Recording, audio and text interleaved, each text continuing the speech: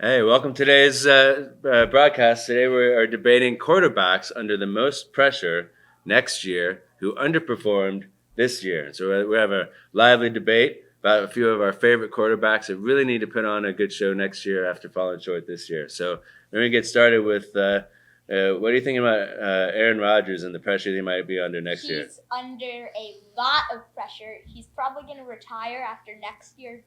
And the Jets haven't been to the postseason since 2011, so that'll be 13 years next year.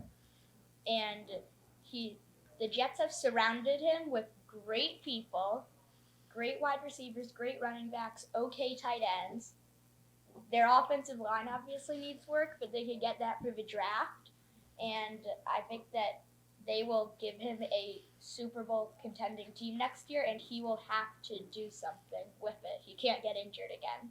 I'm going to tell you why Aaron Rodgers doesn't think he's under any pressure, despite what everybody in New York thinks. This is a man who... He's Aaron! He doesn't care. He's going to go out there. He's insulting Brooklyn's most beloved comedian. He is saying whatever he wants. He is acting like he is playing with a free play. And he feels that he can't possibly perform worse than what the Jets had last season. So despite what everyone in New York thinks, Aaron himself does not think he is under any pressure at all. Aaron's lifestyle is just to play chill. That's his lifestyle. He never thinks he's under any pressure, or he doesn't let us think that. But he knows he is. He doesn't let us know that he is. It feels a bit like he's playing with house money. He definitely wants to prove that he can win away from the Packers, but at the same time, I can definitely see the point. He's playing with house money. He's kind of got a free ride. He's got to get past running out of the tunnel next year. Yeah, that's true. Well, so there's a couple other quarterbacks that are probably under some real pressure as well, and so Jalen Hurts comes to mind. The Eagles had a great year last year. They got all the way to the Super Bowl. They were looking so good through the first half, 2/3 of this year, and then things kind of went a little bit downhill. I suspect he feels probably some pressure as well coming on to next year. You can't start the season 10-1 and then lose basically the rest of your games, and in the first round of the playoffs. That's not good. You have to step it up, even if there's a bunch of injuries. Just gotta keep playing with the team you have. Yeah, so definitely some pressure on him, but I wonder too, there's a fair amount of pressure on that whole team. It's not only about Jalen Hurts. I don't know what we're thinking about pressure that Jalen might be feeling versus the rest of that Eagles team. Well, and I agree. I think that's an important point, that the whole team definitely regressed in the collapse, but I think that Jalen Hurts himself seemed to regress. It's hard to say when the offensive line isn't really protecting him the way that people are used to the Eagles' offensive line doing that. It's better than the Jets' O-line. Well, some things are pretty low bar. But I do think that Hurts having regressed, he has to prove that he can be the elite quarterback that got him the contract that he was just signed to.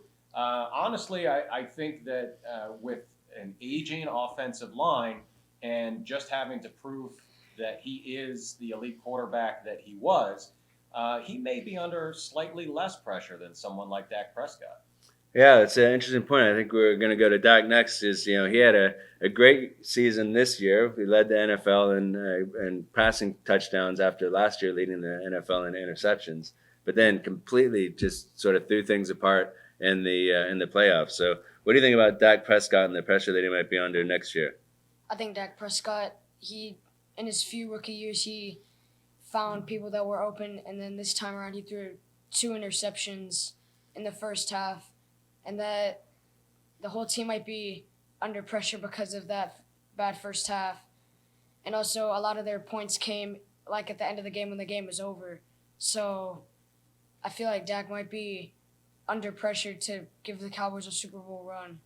Yeah, I think I feel like after this past year, Dak's probably not under so much pressure in the first 17 games, but the playoffs is a different story, and we know for all quarterbacks, but especially those in Dallas, the legacy is, do you win in the postseason or not? And it's been a long time since the Cowboys have had a quarterback that's been able to prove it in the postseason. So, Mason, to your point, when Dak's scoring points and the Cowboys are scoring points after the game is already out of reach, does that tell you that maybe they can't handle the big pressure when you've got John Elway and Emmett Smith and Jerry Jones in the rafters watching the game. Does it only matter when it doesn't matter? Maybe it does, but Yeah, it's like they definitely performed. They perform differently when the pressure's not on. So it is interesting. The unknown question for sure is what happens when the pressure's really on. Another guy who's probably under a different kind of pressure next year is going to be Jordan Love. I mean, what he did, he came in, replaced one of the best quarterbacks in Packers history, and he beat the Cowboys, and they're in the divisional round against the 49ers. If he wins tonight, that would be amazing. And even if he doesn't, he's going to be under so much pressure next year to repeat what he just did. And I think the NFC North, especially the Lions and the Bears, the Vikings might, but they're just going to keep getting better. I agree. yeah. So be interesting to see almost maybe the comparison next year. Who's happier, the Jets with Aaron Rodgers or the Packers with Jordan Love? So yeah, well, thanks. I think this has been a great show, great debate on quarterbacks that are under pressure next year. Thank you all for being here.